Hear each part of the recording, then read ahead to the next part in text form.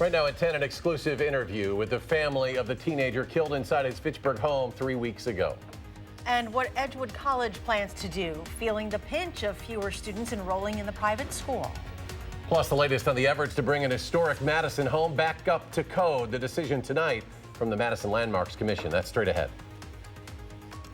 From the Channel3000.com Alert Center, this is News 3 Now at 10.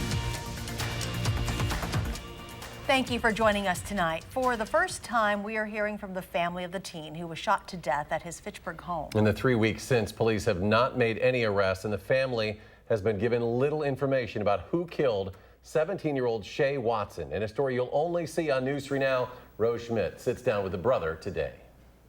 The Fitchburg police chief says he does not have reason to believe the public is in danger following 17-year-old Shay Watson's murder, but asks people to remain cautious as the person or people responsible are still at large. But Shay's brother tells me for him, that's not even the worst part. Sometimes you're really hurt. The emotions come in waves. And sometimes it's a good day. For Imani Jones. Or a good hour. He was on the other side of the world traveling Vietnam when he got a FaceTime call telling him his 17-year-old brother Shay was dead. When the words came out, it's like your body doesn't have time to react, you know? You try to cry, but no tears are coming out. And different emotions embody how he remembers Shay. He had whatever he was dealing with, and, we got to see that side. We also got to see the smiley side, the joking side, the fun side. Fitchburg police say Shay Watson was shot to death at his home on Lyman Lane, but they have not made any arrests and have refused to provide many details to the public or to Shay's family. Outside the immediate circle of me, my mom, and Shay, I think that justice is a really big thing on their minds, because they kind of don't have to think about, the things that I have to think about. What Imani means is his thoughts of the everyday and the days that won't come. My future with my little brother's been taken away. A thought he says is constantly in the back of his mind. That's the hardest part, to not have a little brother at your wedding anymore. Or when people ask you how many brothers do you have, I don't know what to say anymore. While police still look for leads in Shay's murder, Imani says that hasn't hit him yet. The murderer, I'm a pretty strong believer in karma. And if we don't get justice in this life, they'll get it in the next. But for someone who just lost his little brother 3 weeks ago, he's taken a surprising perspective. I have to find things to be thankful for in this situation. I'm thankful that it showed me, this new side of compassion. Choosing to try to find new positive emotions in himself. We have to find ways to smile and ways to be joyful. And, if we're not, what's the point? What's the point of Shay dying? What's the point of anyone living? If we're just gonna be sad all the time. The family has created a GoFundMe page where they're raising money to offer a reward in exchange for information about Shay's killer. Fitchburg police say the detectives do have leads that they're actively pursuing, and they're still asking for the public's help in finding the killer. If you have any information, you are asked to call Crime Stoppers. Well, he has a great perspective at a difficult time for the family. We appreciate his time. And Rose, thank you. Police are still on the scene of a fatal crash tonight in Monona. Dane County Dispatch says this happened around 7:30 on Winnequa Road, which is still closed. Our crew on scene says the power is out in that area and power lines are damaged. Authorities are working to make sure the area is safe. I think all the wires are still suspended in the air. None are on the ground that we've determined. It still is a dangerous area, and that's why we have such a big area cordoned off. Be sure to stay with News 3 Now for any updates on this story on air and online at channel3000.com. A former Meriter Hospital nurse facing 19 felony counts of child abuse is prepared to enter a plea. Court records show Christopher Capeham worked inside the neonatal intensive care unit between March of 2017 and February 2018 when 9 babies were abused. A motion hearing is scheduled for the end of September. The trial is set to begin October 21st. Verona police are searching for information about this man tonight. They say he robbed a Subway restaurant at gunpoint on Friday night. This is the Subway on West Verona Avenue. The 2 people working at the time say his face was covered when he walked in with a black handgun. Police say the employees complied with his demands and then he ran off. 2 brothers accused of running an illegal vaping operation in Kenosha County face multiple felony charges. Today, a judge charged Tyler Huffhines with 5 felonies and Jacob Huffhines with 3 felonies. An informant said Tyler was the head of the drug manufacturing operation. Police recovered 31,000 THC-filled cartridges from a condo they used a fake identity to rent. Officers found the products were 150 times stronger than the potency labeled on packaging. Well, we are being reminded that it is still summer, even though fall begins next week. Here's Chief Meteorologist Gary Canolti with our first alert forecast. Gary? Well, Charlotte, the humidity certainly doesn't help. It makes it feel even warmer than it is, but temperatures were about 10 degrees above average today. After early morning fog moved out, we had sunshine for much of the day, just some mid and high level cirrus clouds moving in from the west right now, but no precipitation in those clouds. Temperatures started out in the 70s near Lake Michigan before a lake breeze kicked them down into the 60s, whereas here in Madison, we were at 82 for a high. La Crosse topped out at 87, and current temperatures still range from around 70 near the Mississippi River to around 60 closer to Lake Michigan. We're still around 70 here in Madison with dew point temperatures in the lower to middle 60s. By tomorrow morning, we'll see some areas of fog, already seeing visibilities down to about a half to a quarter mile near Lake Michigan.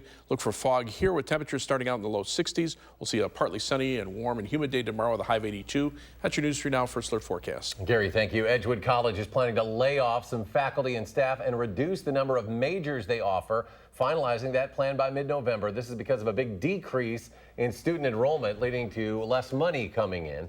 By November 15th, Interim President Mary Ellen Gevlinger says plans will go to the Board of Trustees for approval. It is still unclear how many employees will lose their jobs. The college needs to be at a 13-to-1 student-to-faculty ratio by fall of 2020 to have income and expenses aligned, but student enrollment keeps decreasing. It's a big decrease, yes. It's about 30% fewer students. That's a lot. Over 5 years. Yes, and if you don't decrease the number of faculty and staff to match that, that's when you get into trouble.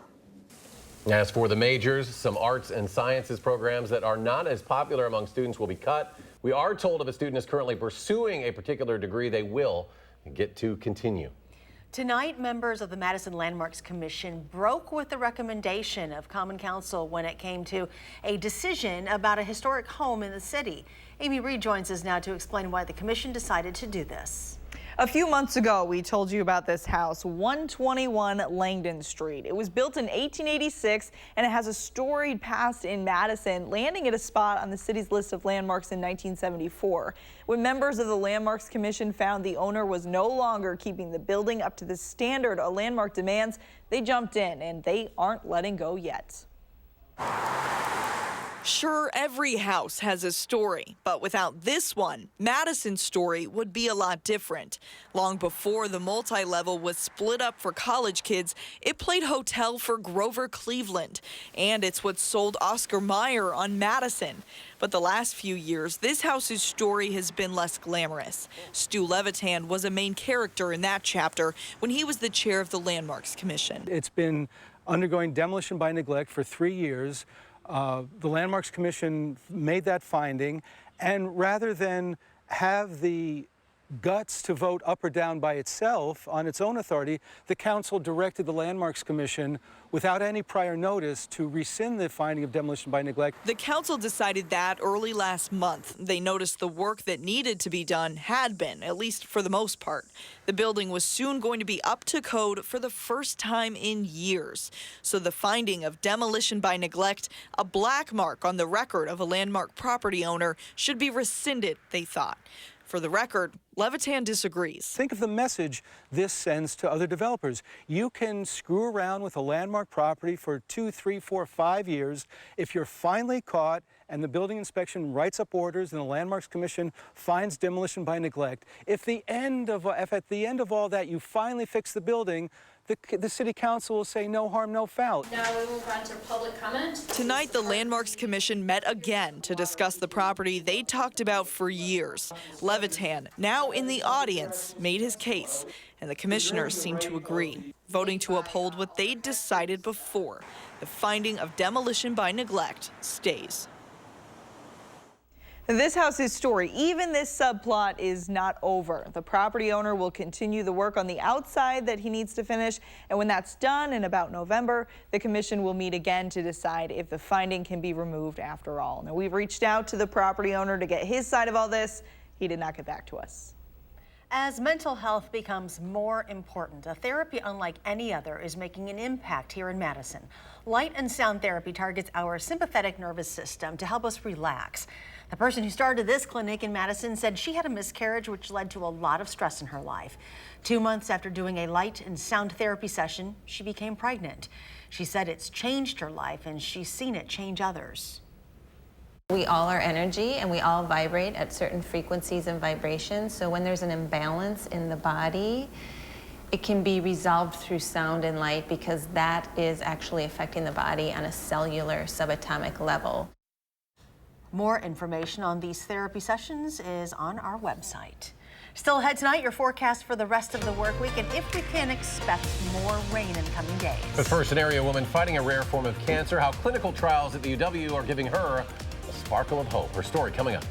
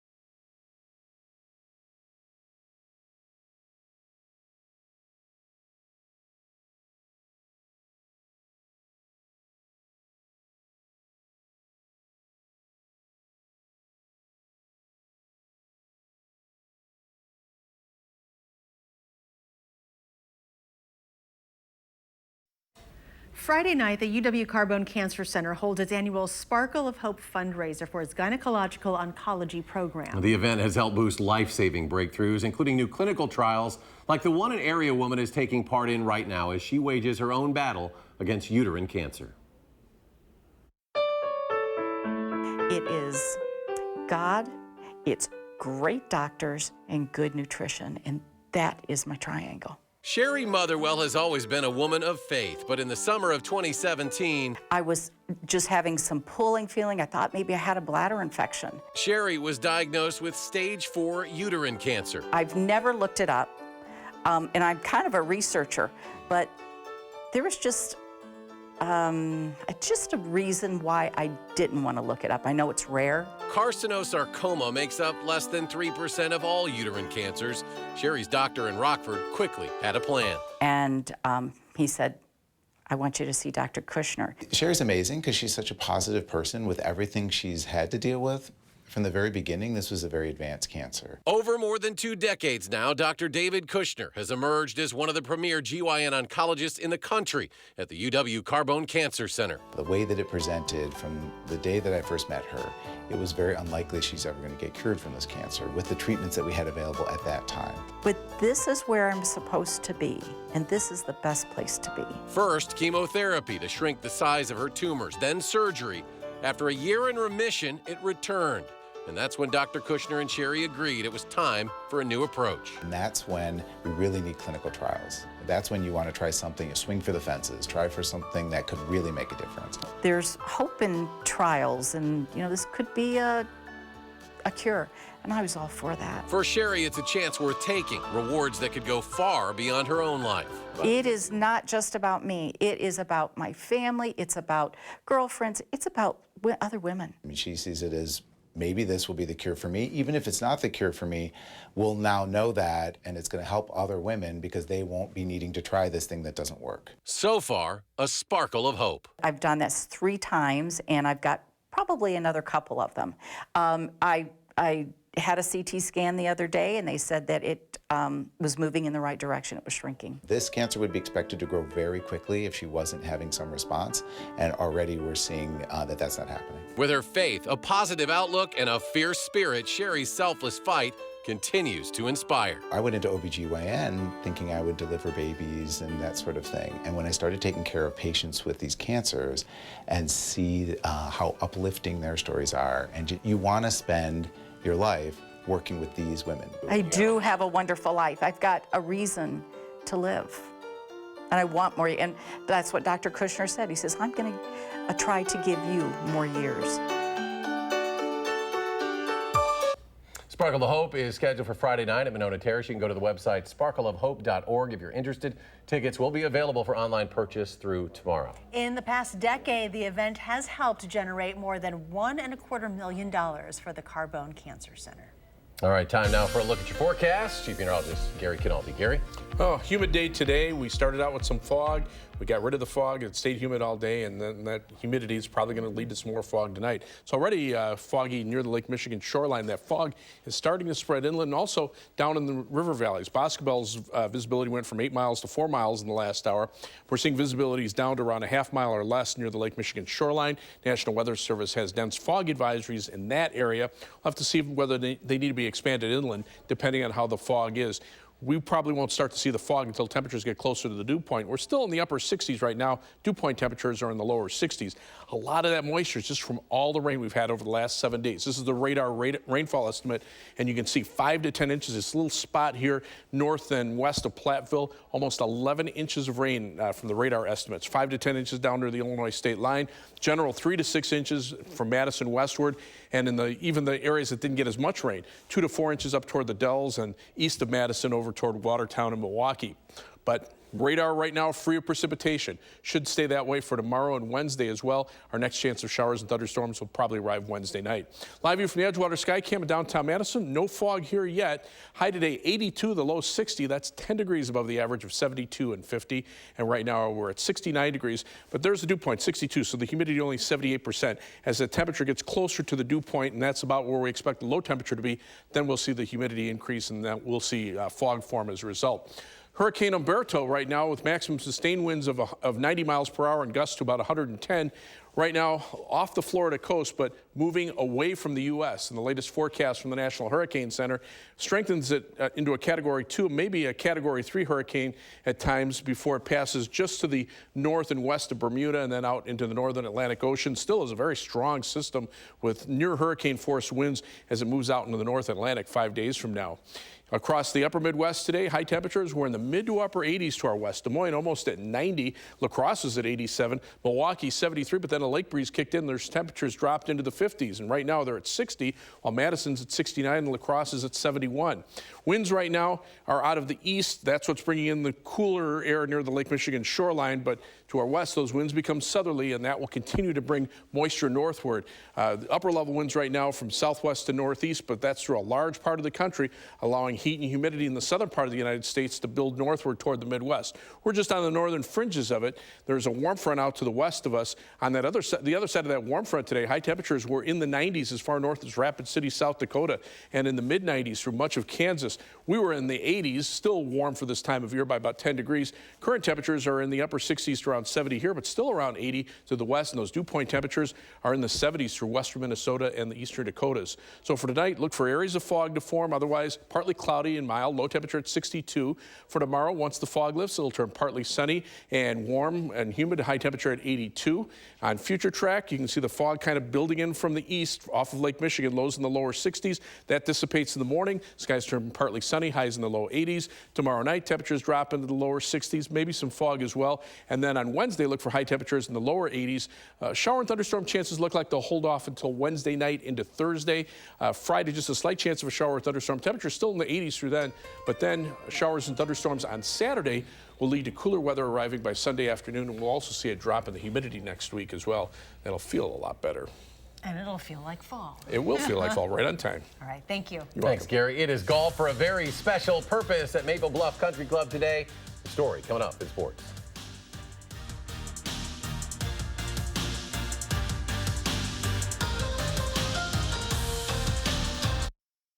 News.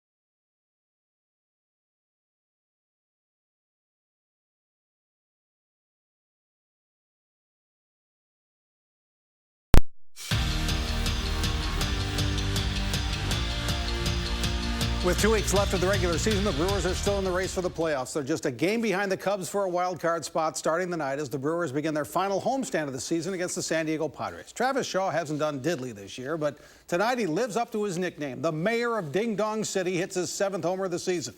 Final score, Brewers 5, Padres 1. Brandon Woodruff scheduled to start tomorrow's game. Other scores tonight, 2 outs in the ninth, Cubs 8, Reds 2. Cardinals have defeated the Nationals 4-2.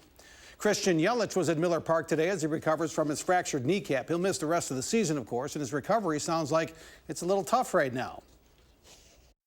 Get some of the swelling to go down and basically just get my leg to work again. You know, the swelling kind of stops that from happening.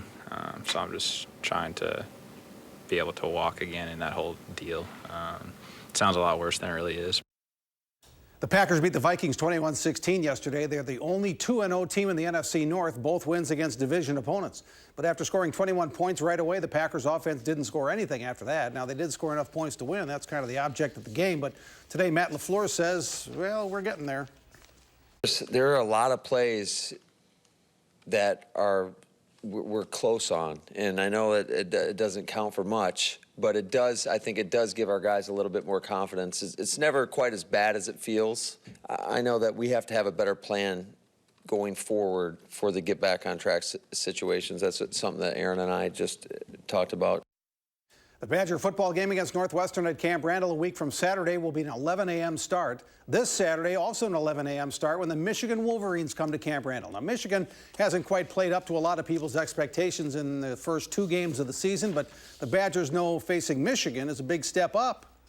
You always want to go against like the best competition you always can go against, and I think this is a really good competition, and it's Big Ten play, and it's awesome, and we're ready for the opportunity, and I don't think we're even close to where we can be.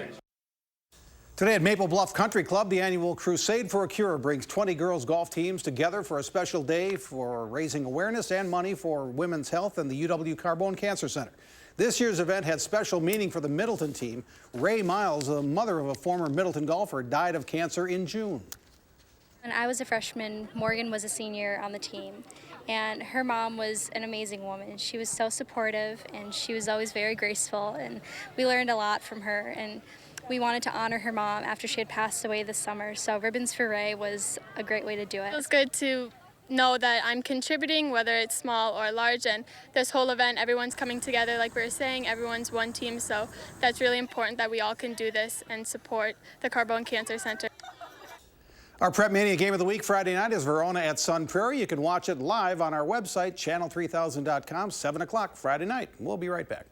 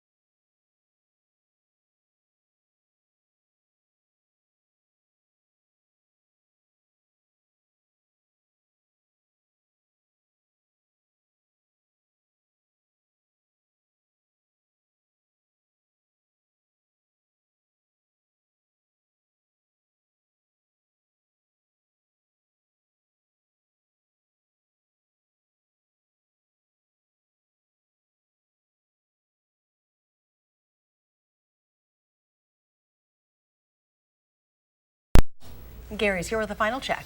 It's mild out there, but it's also humid as well. Temperature is still around 70 here in Madison. Notice about 10 degrees cooler near Lake Michigan. And with dew point temperatures, low 60s here, but upper 50s to the east. Look at the difference where the fog is. It's right along the Lake Michigan shoreline. As our temperatures cool off, we'll see some fog. Boscobel now down to 3/4 mile visibility. Dense fog advisories by the Milwaukee area. Look for highs in the 80s the next couple of days. Cooler for next week. Gary, thanks. Thanks for joining us for News 3 Now at 10. Do something good, and we'll see you back here tomorrow.